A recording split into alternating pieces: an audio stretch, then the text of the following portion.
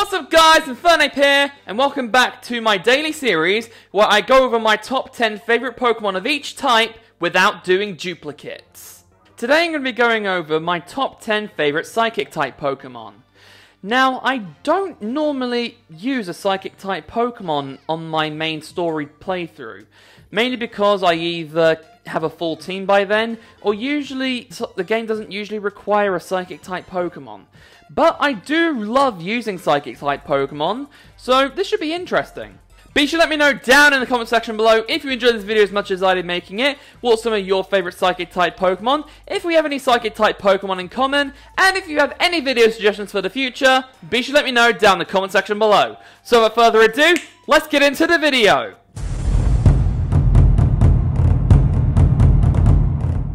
At number 10, we have Victini. Now, there are very few moments in the black and white anime that I like I said in the last video.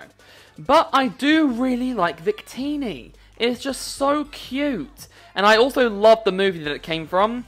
I also love its signature move, V-Create, I think it's called. It is just such a powerful move.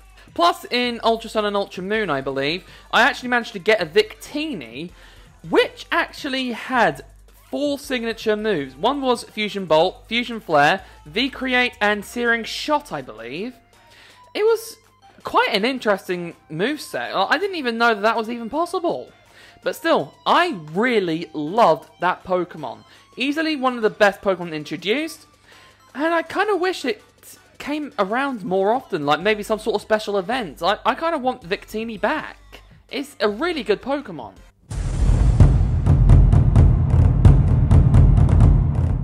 At number 9, we have Lottie Ass. Now, I will admit, I prefer Latios to Lottie Ass, but Latios won't be on this list. Latios is going to be in the top 10 Dragon types. But we're not going to be talking about Latios. Let's talk about Lottie Ass for a bit. Definitely one of the best Pokemon movies was actually Pokemon Heroes, Latios and Lottie Ass, because it was a very, very good movie. Because we actually get to see Team Rocket actually do something actually evil in a Pokemon movie. I mean, it is just such a good movie. Plus, Latios and Lottie Ass was just really good Pokemon to introduce. Definitely one of the best movies of all time, and I also really like Latias' character in that. Basically had a massive crush on Ash, and I'm pretty sure that Latias was the one who kissed Ash at the end of the movie, not Bianca. But I don't think we'll ever know. But still, it is a really, really good movie, and I also enjoyed watching the Lottie Ass in that movie. Lottie Ass is a really good Pokemon. I just don't use it as much because I prefer Latios to Lottie Ass. But still, it is a really good Pokemon nonetheless, and I also really love it shiny.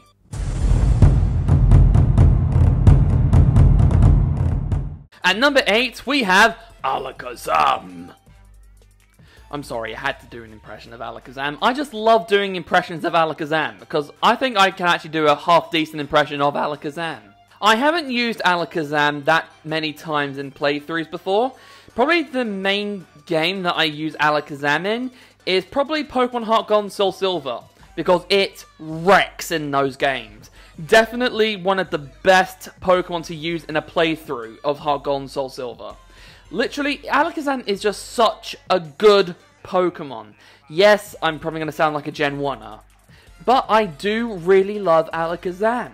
Its power is amazing. I love all the types of moves it can learn. It's just such a powerful Pokemon.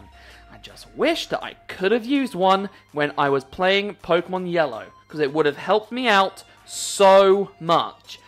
It is by far the strongest Pokemon in the entire game, not including Mewtwo. But still, I just love Alakazam. I just wish it was somehow, some way more accessible in Pokemon Yellow.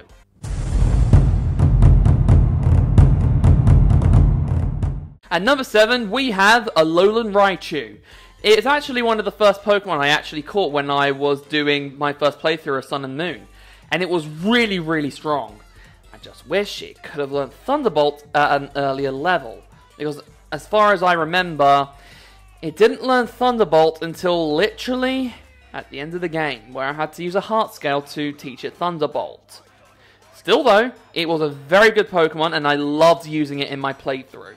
Plus, Alolan Raichu is really, really strong. Definitely one of the best Pokemon to use in a playthrough of Sun and Moon.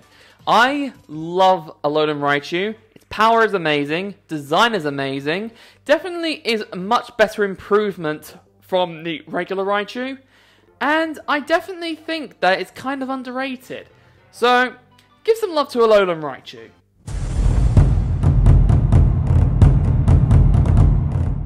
At number 6, we have Lugia. Now, I do prefer Ho-Oh to Lugia, but Lugia is still a really, really good Pokemon.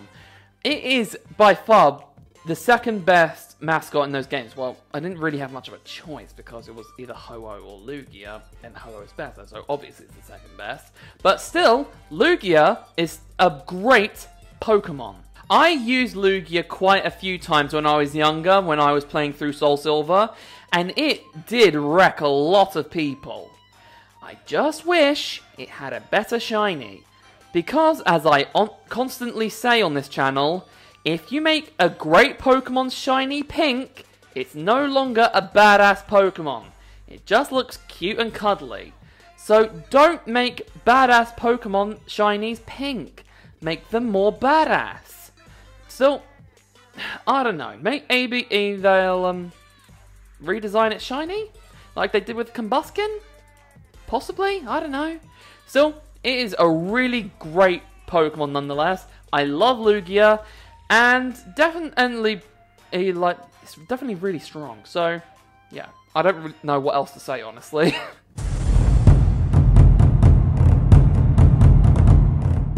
At number 5, we have Hooper.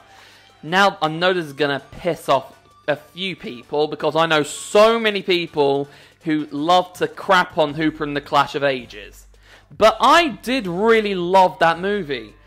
Wasn't a fan of the voice actor for Hooper though, but it was still a really good movie.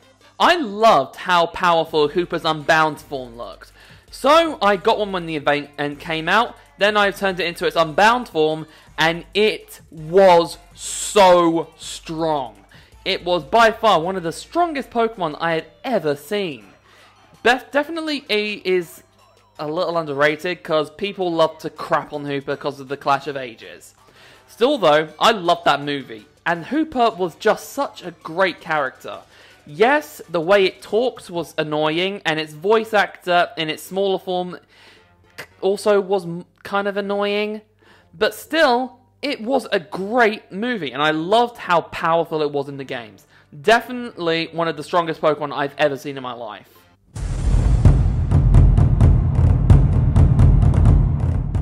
At number 4, we have Glade.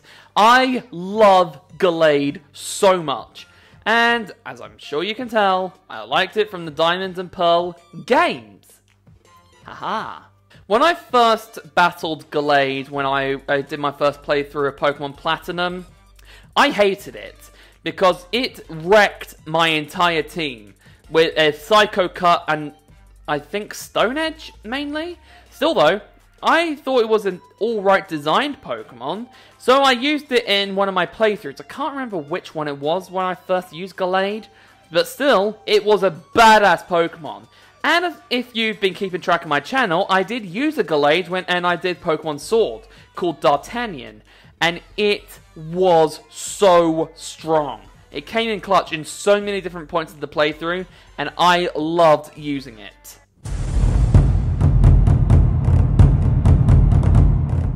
At number 3, we have Necrozma. Now, I share the same thoughts about Necrozma as everyone else does.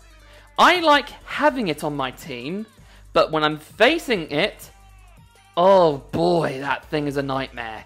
When I first caught Necrozma in Pokemon Sun and Moon, I didn't really think much of it. I just thought it was just a bonus Pokemon, and I didn't really think much of it.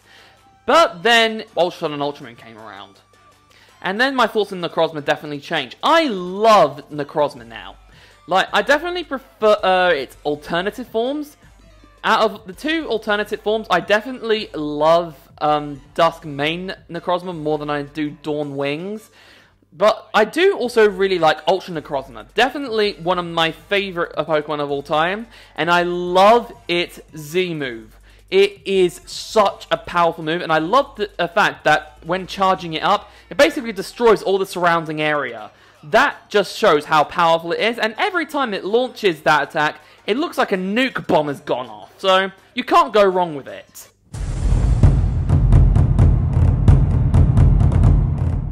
At number 2, we have Mewtwo.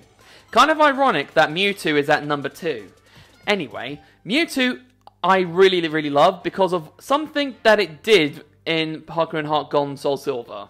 Basically, I loved playing Pokemon Heart Gold and Soul Silver, but I never actually completed the game for quite a while. But when I did complete it, I actually got through all of the gym battles and went up to face Red.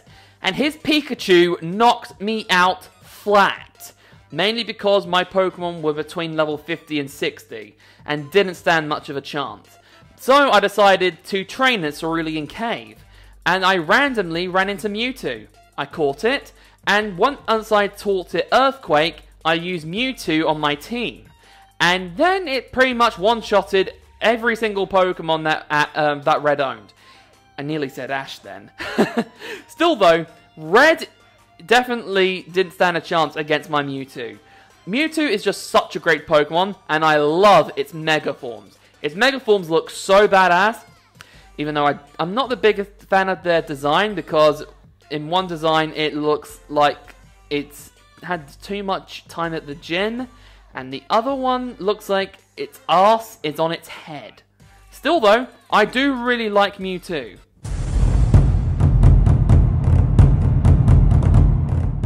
And finally, my favorite Psychic-type Pokemon of all time is Metagross. Oh my god, if you haven't used a Metagross before, you need to use one. Oh my god, it is an amazing Pokemon. I first met Metagross in the Diamond and Pearl anime. Shock horror. But the first time I actually met Metagross was its shiny form, because I actually watched it when James was trying to capture the shiny Metagross. Still though, I loved its shiny rather than its regular form, but still I do really love Metagross. Definitely one of the best Pokemon ever, and I really wanted to try to get a shiny Metagross. Then when Omega Ruby and Alpha Sapphire came around, we had the opportunity to actually get a shiny Beldum with the Metagross and use it in our main story. I didn't use it in a playthrough because at that time I didn't actually start the game. Like by the time the event dropped, I had already completed the game, and I decided to just get it anyway and not use it in a playthrough. Still though, I loved using it. Wrecked the crap out of so many people. And I did do one thing which was kinda cheating. Basically, I went into my Black 2 and White 2 games, I think it was. Possibly a Diamond and Pearl Platinum. But anyway, I actually got a shiny Beldum thanks to my action replay, sent it over to my Omega Ruby and Alpha Sapphire, put the Metagross on it, sent it to another game, restarted the game, and then Beldum over to that game so that way I could use it in a playthrough. Still though, don't regret it, because it was by far one of the best Pokemon in the whole playthrough. You need to use Metagross if you haven't yet. It is by far one of my favourite Pokemon of all time. You won't regret it. And there we go, guys. Hope you enjoyed the video as much as I did. Be sure to let me know down in the comment section below if you enjoyed this video as much as I did making it. What are some of your favourite Psychic-type Pokemon? If you have any Psychic-type Pokemon in common, if you're enjoying this daily series, and if you have any video suggestions for the future, be sure to let me know down in the comment section below. Tomorrow I'll be going over my top 10 favourite Bug-type Pokemon. I will admit that Bug types aren't exactly my favourite type of Pokemon in the world, but I do have some favourites, so be sure to stick around. Did you enjoy the video as much as I did making it? If you did, be sure to give it a massive thumbs up, comment down below, share this video with a friend, and if you're new, subscribe to my channel. It's been Inferno today. Okay, that's all from me, so until the next time, this is Infernape, signing off. Bye!